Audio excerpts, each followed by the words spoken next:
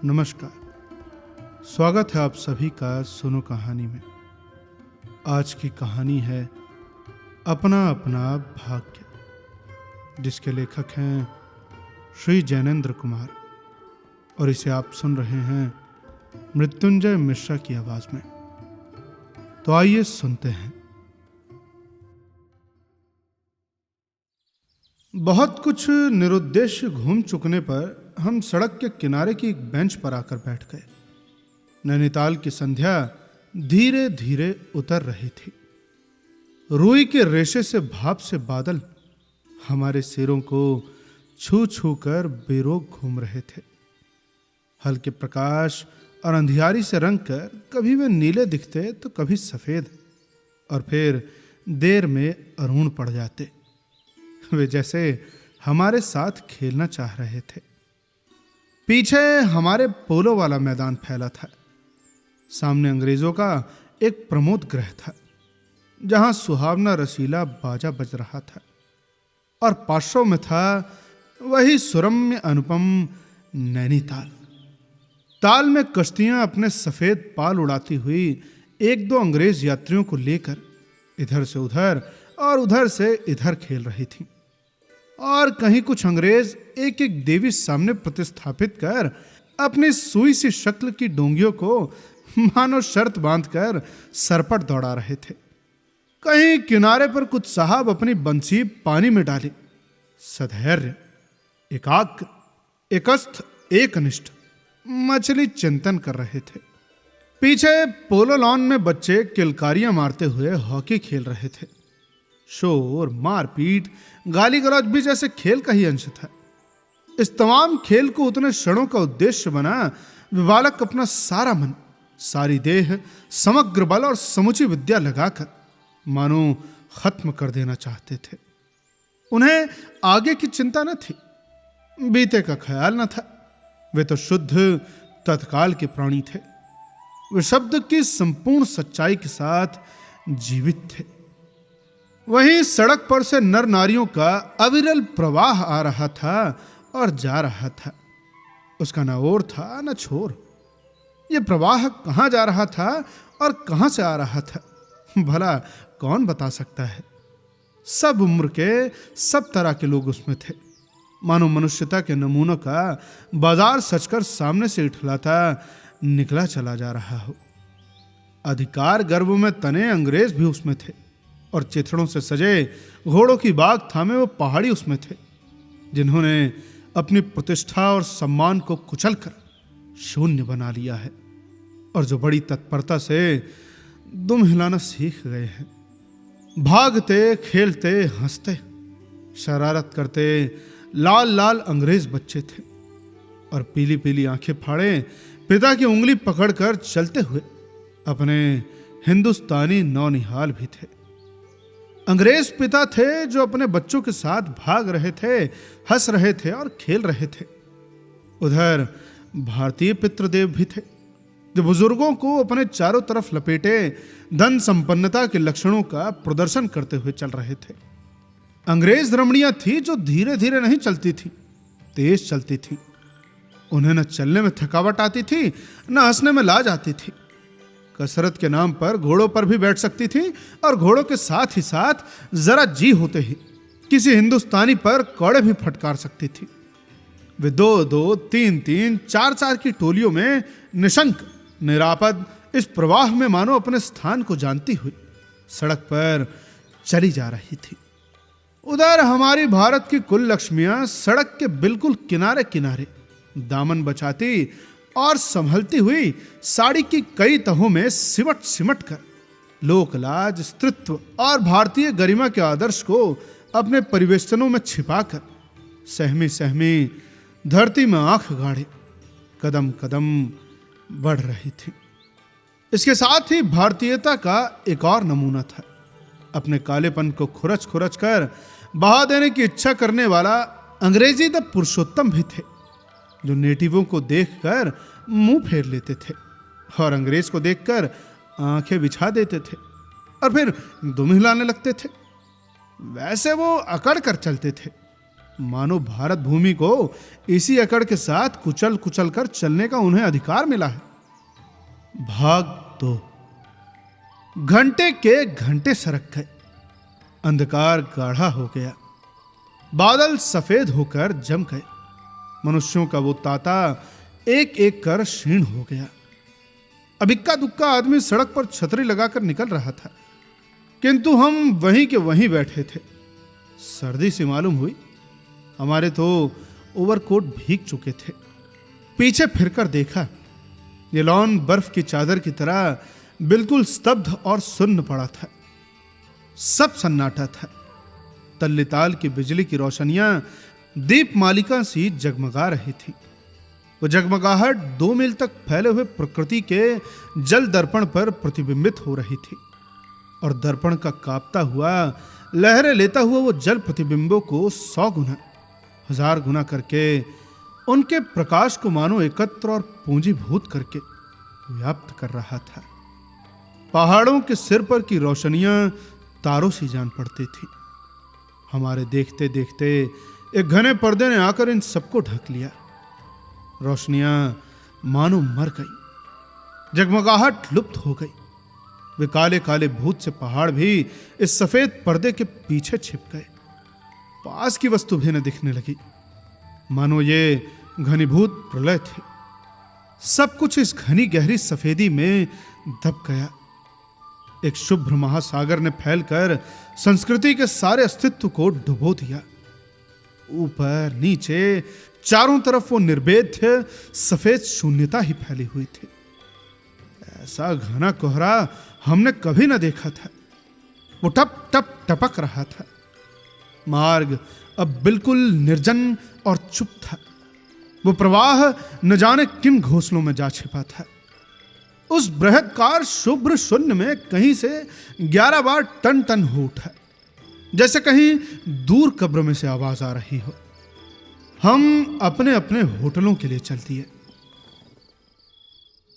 भाग 3। रास्ते में 2 मित्रों का होटल मिला। दोनों वकील मित्र छुट्टी लेकर चले गए। हम दोनों आगे बढ़े। हमारा होटल आगे था। ताल के किनारे किनारे हम चले जा रहे थे। हमारे ओवरकोट बिल्कुल तर हो गए थे। बारिश नहीं मालूम होती थी, पर वहां तो ऊपर नीचे हवा से कण कण में बारिश थी। सर्दी इतनी थी कि सोचा कि कोट पर एक कंबल होता ना तो और अच्छा होता। रास्ते में ताल के बिल्कुल किनारे पर एक बेंच पड़ी थी। मैं जी में बेचैन हो रहा था।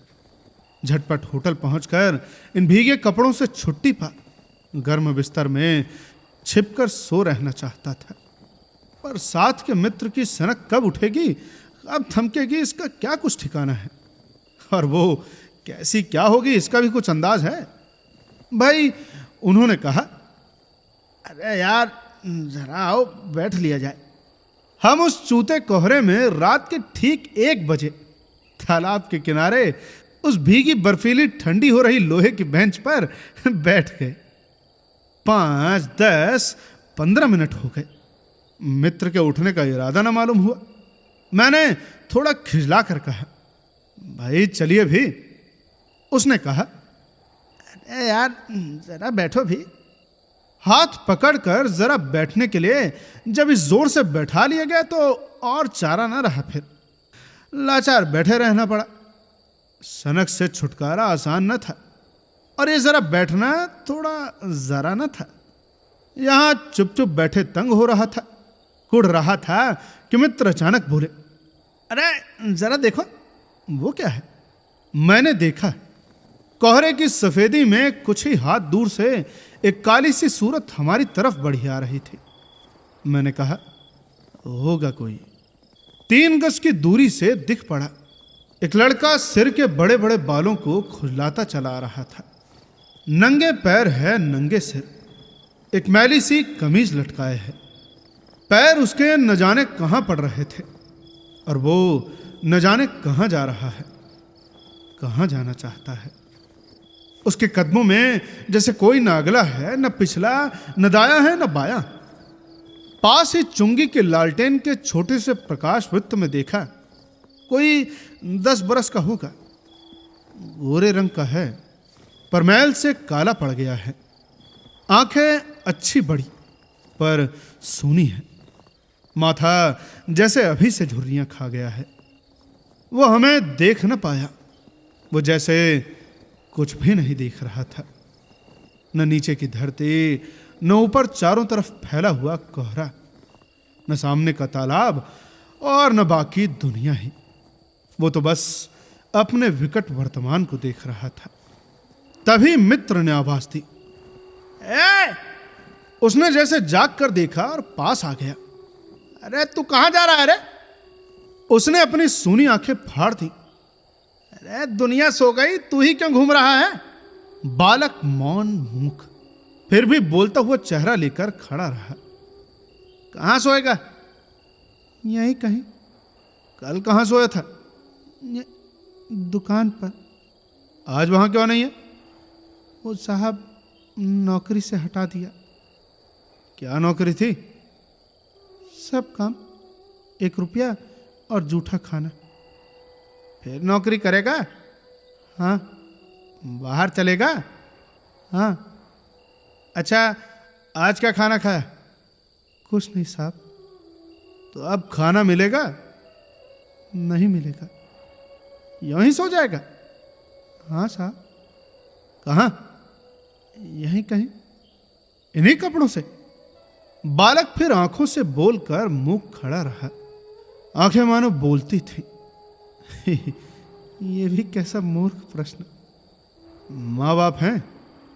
हैं। कहाँ है? 15 कोस दूर गांव में। तो तू भाग आया? हाँ साहब।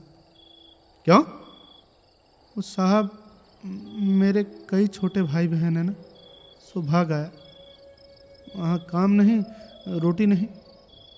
बाप भूखा रहता है और मारता था। माँ भूखी रहती थी और रोती थी, सो भाग आया। एक साथी और था, उसी गांव का था, मुझसे बड़ा था। दोनों साथ यहाँ आए थे, मगर वो अब नहीं रहा। कहाँ गया? मर गया साहब। इस जरा सी उम्र में ही उसकी मौत से पहचान हो गई। मुझे अचरज हुआ, दर्द हुआ। पूछा, मर गया? हाँ साहब, साहब ने मारा, मर गया। अच्छा, तू हमारे साथ चल। वो साथ चल दिया। लौटकर हम वकील दोस्तों के होटल में पहुंचे। वकील साहब, वकील लोग होटल के ऊपर के कमरे से उतर कर आए। कश्मीरी दोशाला लपेटे थे, मोजे चढ़े पैरों में चप्पल थी, स्वर में हल्की सी झुंझलाहट थी, कुछ लापरवाही थी। ओहो, फिर आप कहिए। अरे वो आपको नौकर की जरूरत थी ना, देखिए ये लड़का है। अरे कहाँ से लाए हो? जानते भी हो इसे? जानता हूँ, ये बेईमान नहीं हो सकता। जी ये पहाड़ी बड़े शैतान होते हैं, बच्चे बच्चे में गुण छिपे रहते हैं। आप भी क्या अजीब हैं, उठा लाए कहीं से। लो जी ये ना कर लो। अरे साहब मैं कहता हूँ ना, मानिए ये लड़का अच्छा निकलेगा।